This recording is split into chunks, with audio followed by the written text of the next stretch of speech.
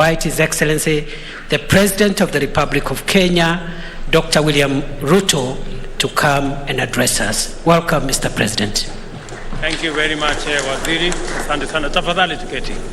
Asanteni sana.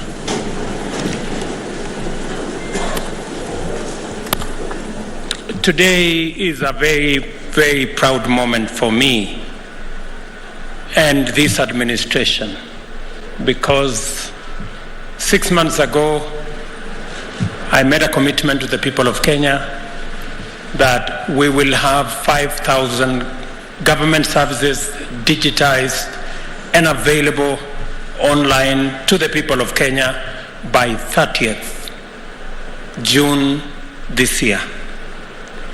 I am very happy that today 5,084 services have been digitized, completed, and are now available, and another 3,500 are digitized halfway, and my instructions going forward from here to both the Directorate of Citizen Service and the ICT departments is to ensure that all government services must be digitized by December this year. I mean all government services.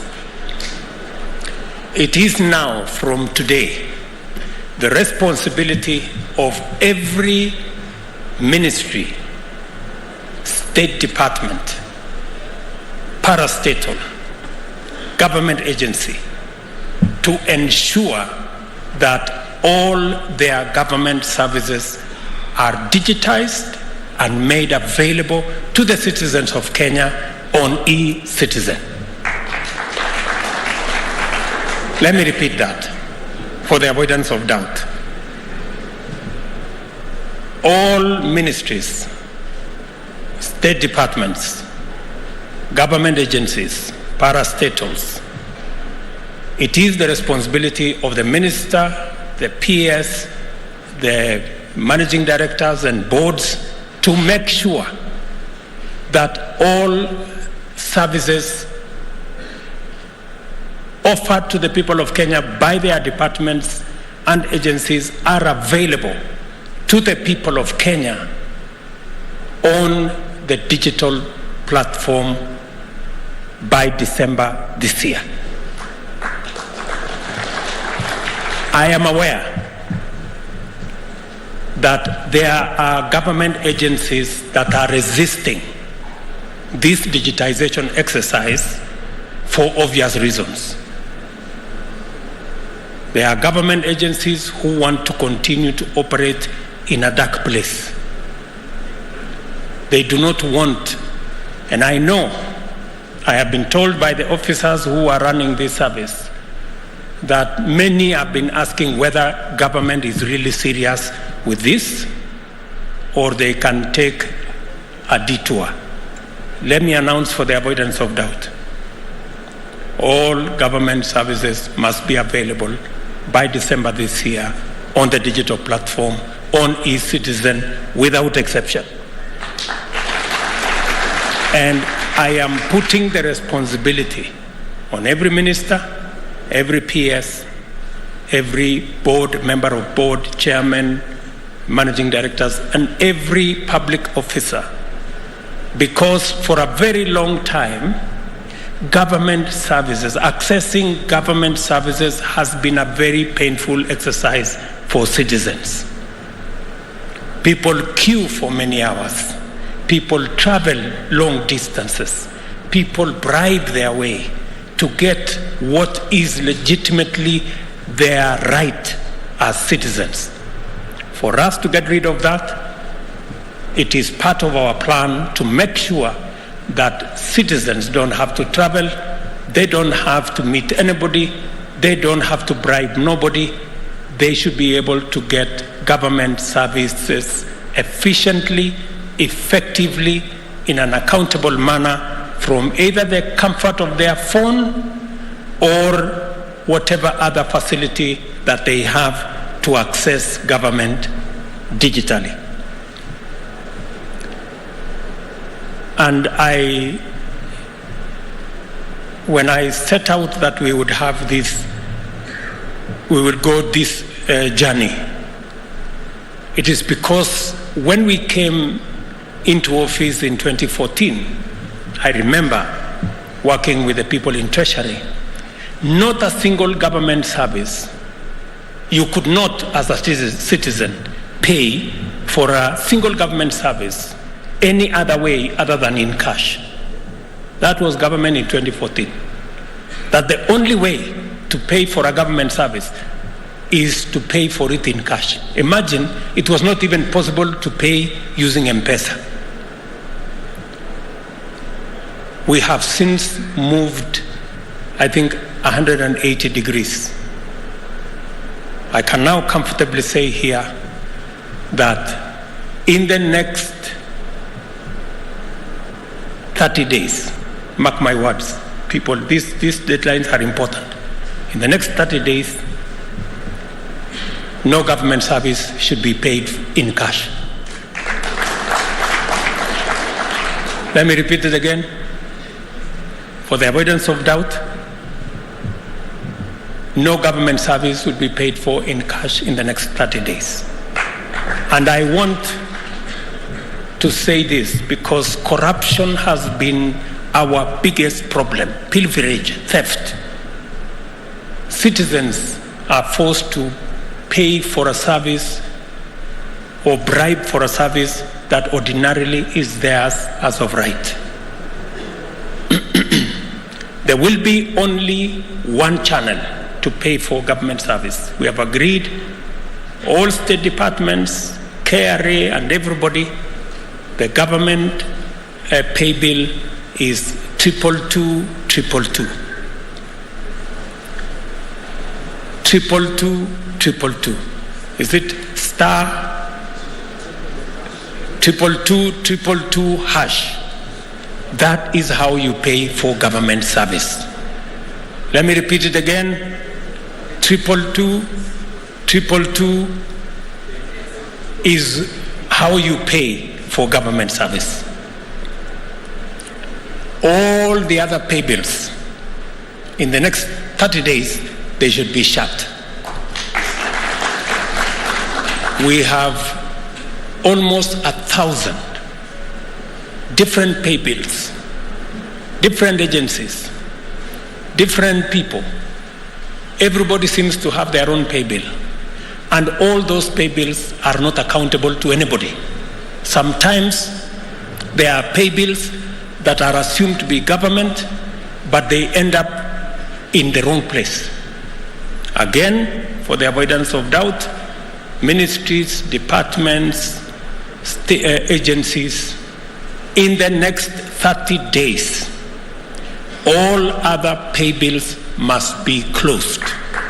And no government service will be paid for outside 22222 that goes straight to Treasury.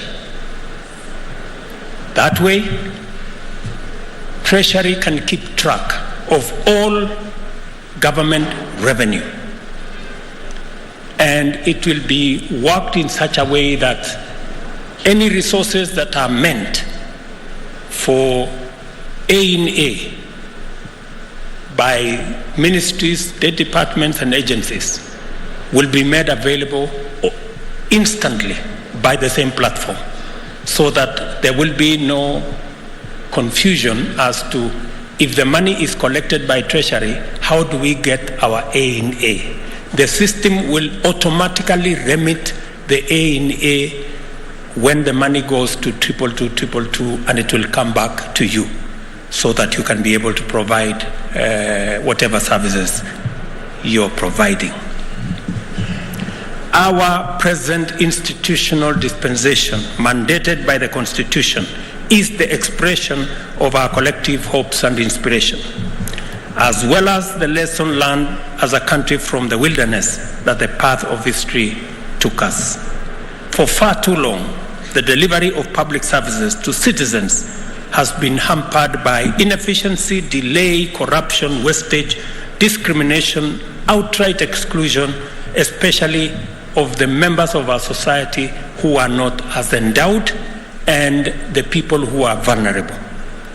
Colossal backlogs of cases not attended to, missing files, which resurface upon the offer of a small bribe, favoring some groups and disenfranchising others on the basis of nepotism and tribalism, having been the order of the day. For citizens, inordinate delays and lack of information on the progress of their matters was a normal part of the ordeal of obtaining government services.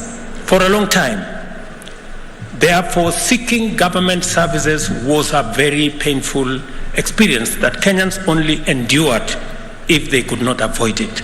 And the relationship between citizens and the state was characterized by extremely very low trust.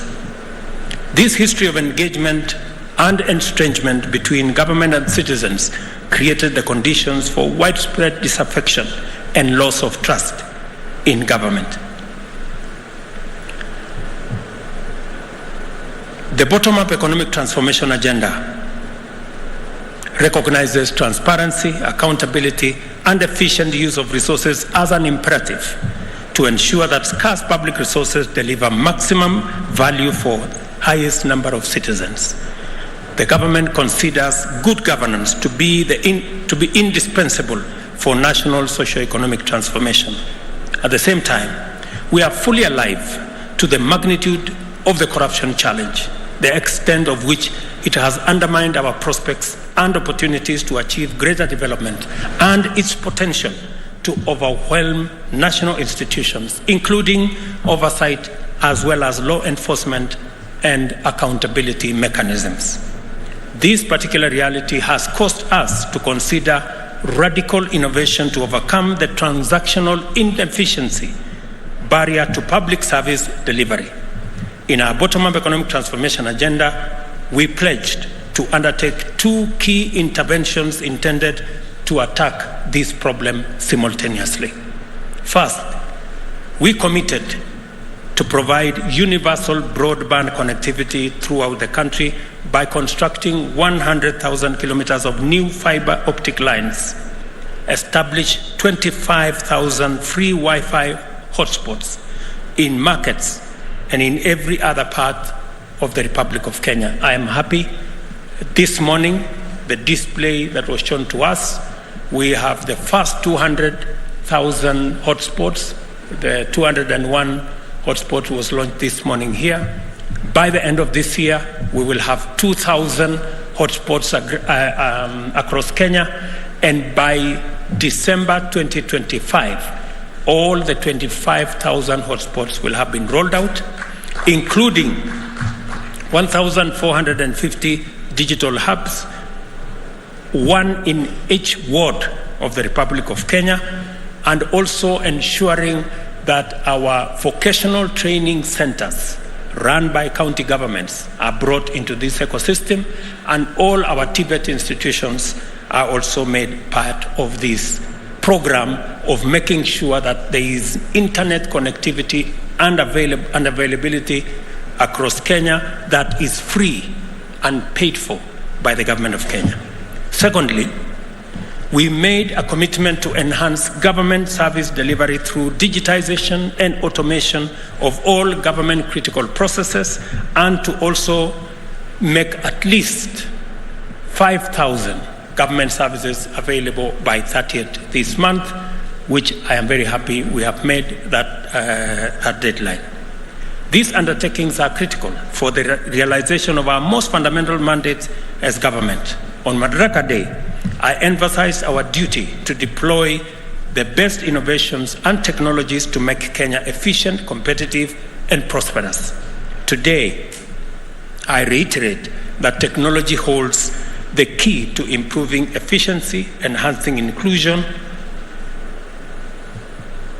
promoting transparency and integrity, deepening trust, and enhancing public confidence in government service provision.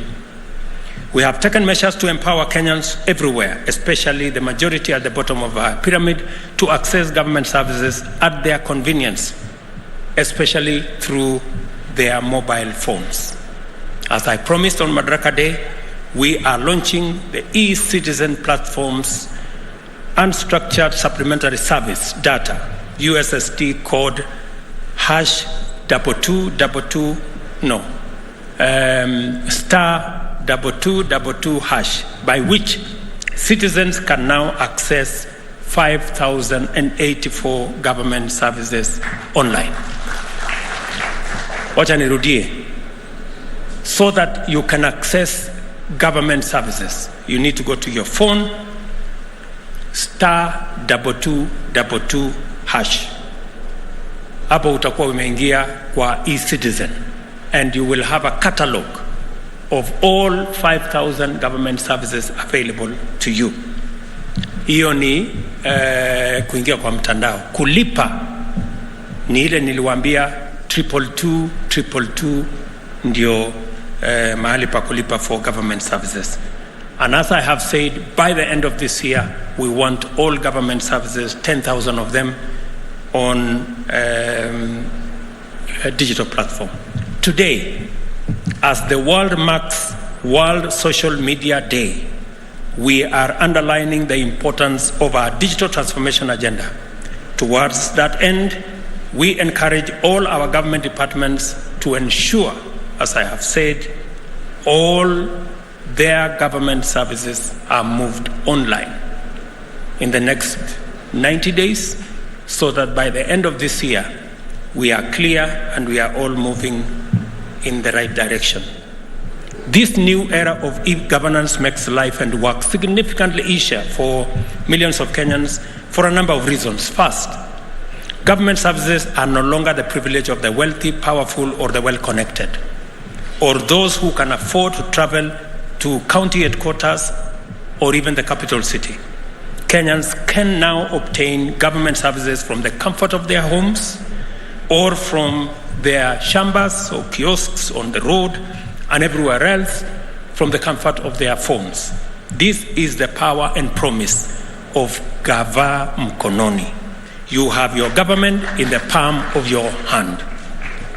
Secondly, and while I am there, we also agreed with Safaricom and our other telcos that next month, that is August, as I committed to the people of Kenya, smartphones are way beyond 9,000, 10,000, 15,000 going in that direction.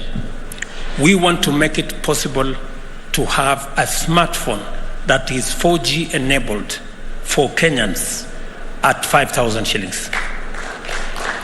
I am very happy to report that those who are involved in that exercise have promised me that by August this year, we will have a gadget, a smartphone, that you can buy for 5,000 shillings. And I want to thank Safaricom. They have told us that we can buy that phone and pay on a program called Kulipa Mdogo Mdogo.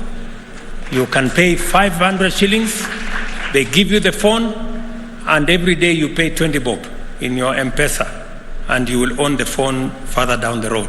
I hope other telcos come on board so that we can make it possible for Kenyans to have the gadgets that will enable them transact with government and do all their other businesses online, so that we can make meaning of all the infrastructure we are putting in place for digital connectivity. Secondly, previously unserved or underserved regions and communities are no longer excluded from the government service provision. Thirdly, Kenyans are interacting directly with the digital platform without the need for brokers, intermediaries, and others. Additionally, people can track the progress of their interactions with government in real time, thus eliminating uncertainty, corruption, and frustration. Further, citizens need only pay the gazetted fees for government services and not a shilling more. These fees are accurately accounted for in real time through ICT and remain visible at all times to the National Treasury and the Kenya Revenue Authority for efficient revenue administration. We are well on the way to a paperless governance, where there will be no physical registries and files to be mislaid by mischievous persons in search of a bribe or movement of people from office to office. I encourage Kenyans to take advantage of ICT digital skills training opportunities provided by the ICT Authority in conjunction with private sector collaborators and development partners in order to enhance their capacity to consume digital government services. I'm glad to know that the ICT Authority has embarked on digital skills program for citizens and public sector workforce targeting 20 million people. Through the private sector partnership, Gava Express will be available in more than 250,000 M-Pesa shops, 28,000 KCB shops, 40,000 equity shops, and 22,000 cooperative bank shops to serve those without smartphones. What I'm trying to say here is that we are going to work in partnership with the private sector so that government services are available, not just in government offices, but also in private sector offices. And I want to thank KCB, Equity Bank, Cooperative Bank, and Safaricom for offering their infrastructure to support government in the delivery of government services. So you can get government services on your phone. If not on your phone, if you don't have a smartphone, you can go to the 250,000 Safaricom shops, or 28,000 KCB shops, or 40,000 equity shops, or 22,000 cooperative shops, and access government services, or the Gava Express kiosks that are going to be rolled out with the support of Safaricom and others, so that we can make government efficient, we can make government available, and we can make government accessible. By the same token, I urge ICT Authority to accelerate the actualization of our digital economy agenda. And I'm very happy that, again, we have good news that aside from digitizing government services and everything we are doing, we are also going to make it possible for two things to happen, which are critical towards moving government to the digital platform. Number one is the digital signature. Now it will be possible. I am privileged to be among the first Kenyans to access a digital signature. I was trained yesterday. Sijashika sana lakini niko barabarani. Leo nimefanya testing ya pili, kesho nitakuwa nimeshika laini. So it should be possible for us now to transact on a digital platform, and even as you work to make sure that you access government services, we also want you to sign for those government services on a digital platform and have a digital signature. It will be explained to you how that is going to happen. And secondly, is to have a digital identity.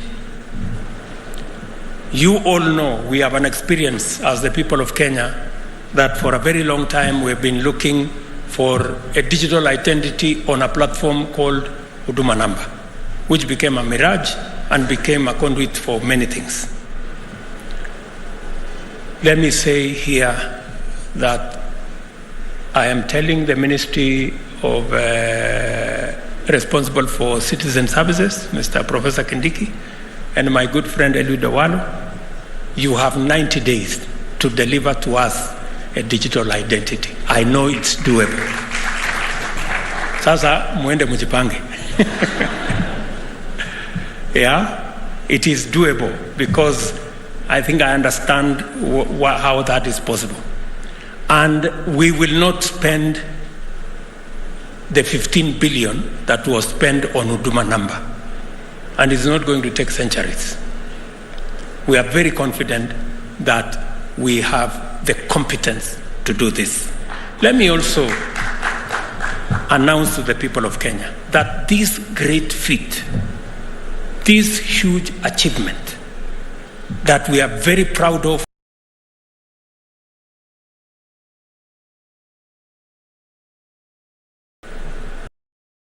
not many countries can achieve what we have achieved. In fact, whenever I talk to other leaders, they wonder how Kenya can achieve to digitize this number of government services. This was possible because we have creative, innovative, hard-working young people in the Republic of Kenya. This whole e-citizen platform was built by Kenyan young people. Tuwapigie makofi jameni. I know there is a young man here called Evid and your team. Are you here? Are they here? They are wako huko nyuma mbali wana nafikiri some of them are here. These young people, kujeni hapa mbele. Simameni hapa. Tuwapigie makofi yao wadosi jamani.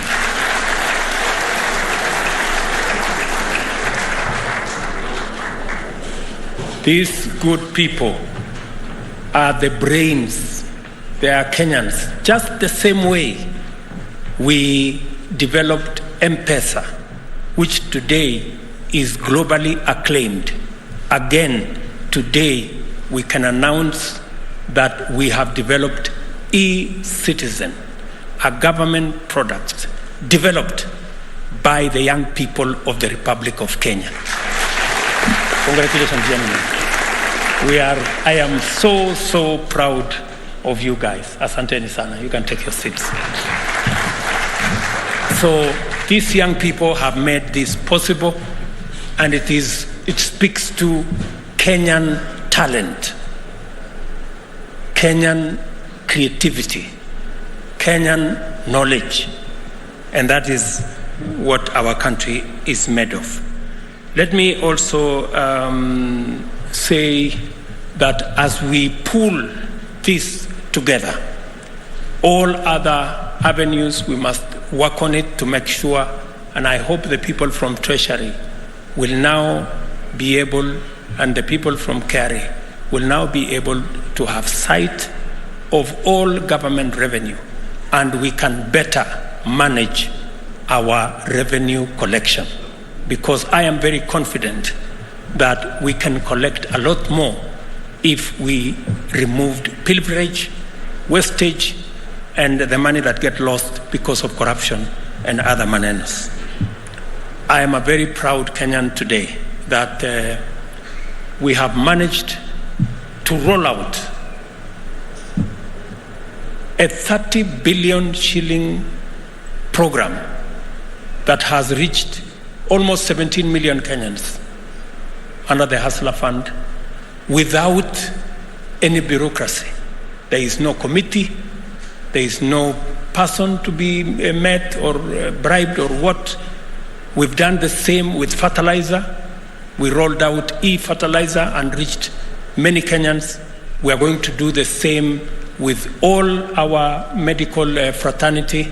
We have agreed with KEMSA. I have agreed with Madam Nakumicha how to digitize KEMSA and make sure that we avoid corruption and we eliminate loss of health commodities. We have agreed on how we are going to deliver health better. We're going to manage our claims in NHIF and make sure that there is no corruption. We don't lose public money. We're going to ensure that even our program on housing is going to be rolled on an e-platform. Many citizens are asking me, how will I get the house? Who do I have to speak to? How will the committee, where is the committee sitting? I want to tell them the same way you access Hustler Fund. You don't have to know nobody, but you get the money. That's how we are going to roll out our housing plan, to make sure that there is no favoritism. You don't have to know nobody. You just need to abide by the rules and regulations, and you will have access to your platform. Let me say one final thing. As we pool our resources together, as we work together in the way in which we are working and digitize all government services, we must be prudent in the use of public resources. At the moment, we need to strike a balance between the money we use for recurrent expenditure and the money we use for development expenditure. It is a balance that we must keep at it. And we cannot continue to increase the monies that we use for recurrent expenditure. We need to manage our costs. I know there is a proposal by the Salaries and Remuneration Commission for the increase of salaries of different cadres of both civil servants and other public servants. They have made a recommendation to us that they want to increase salaries of civil servants by an average of between 7 and 10%, and that is from office assistants all the way to people who serve below the PSS. And because of the economic times we live in, we have approved that salaries of other civil servants can be adjusted beginning tomorrow. So our teachers, our policemen, our people serving in the military space, people working in government offices, we have agreed that because of where we are today, your salaries will be adjusted by between 7 and 10% from tomorrow. But for the other people, the state officers, myself, my deputy, ministers, PSS, na wale wadosi wengine wa bunge, na wale wengine, sisi mambo yetu tungoje. Tafadhali. Hiyo mshahara itakwama hapo. Mimi nimeona watu wanasema mshahara ya kuna watu fulani, hapana. Hiyo mshahara ingoje hapo. Until I have instructed the SRC to give us international best practice, because we need to reduce the gap between all of us who work for the people of Kenya. We need to make sure that the gap between the person paid the least and the person paid the most is not too big, because we are all workers. It is not possible that the people at the top earn 100 times more than the people at the bottom. It's not right. Because we live in the same country, we buy the same food, we go to the same shop, we go to, I have told SRC there is an internationally accepted, it's called compression formula. Until they come back to me to tell me we meet that threshold, hii salaries yetu itangojea. Until we are all living the same. I have also instructed SRC that there are parastatals, there are universities where the vice chancellors and the MDs earn more than even the president. I want to know what those people, what they do. No, I mean honestly. It is not possible that we have huko watu wanajiongezea mshahara kiholela. And because I've tried to interrogate some of the places where I am told somebody is earning 2 million. And I've tried how did they end up earning 2 million? Oh, the vice chancellor was a friend of the chairman of the council. Or they were sijui, I don't know what. Hapana. Public money is public money. And SRC must assess. Everybody must be paid in accordance with the work they do. No more, no less. Sini namna hiyo jameni? Yes. Because this is public money we are spending. So I have told SRC to do two things. Number one, to tell us the ratio between the lowest paid and the salary I earn as president. Before my salary is, before they talk about increasing salary ya sisi wadosi hapa, we want to know how much money are the people below us and working for the same people of Kenya are earning. That's number one.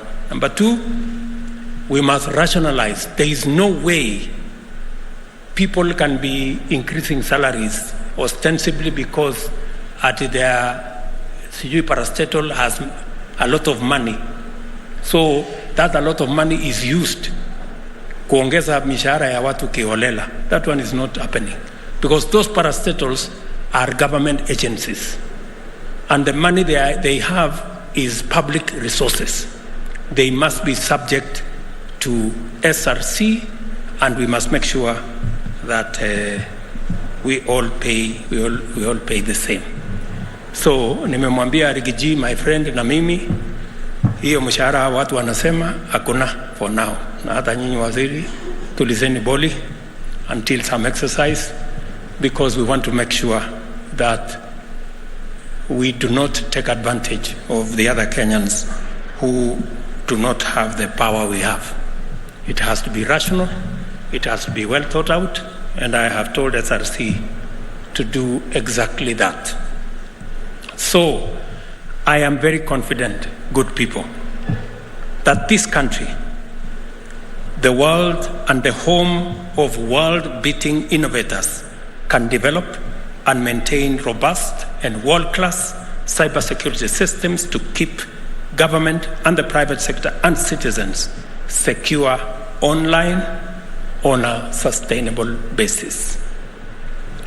I want to thank everybody who has made the digitization of government a success the way it is, and that we are going to work collaboratively together until we make sure that every citizen has access to government services without hindrance, in an efficient, effective way, and government is held to account, and we can account for all the resources we collect from the people of Kenya. I want to thank you very much, my very best wishes, and God bless you.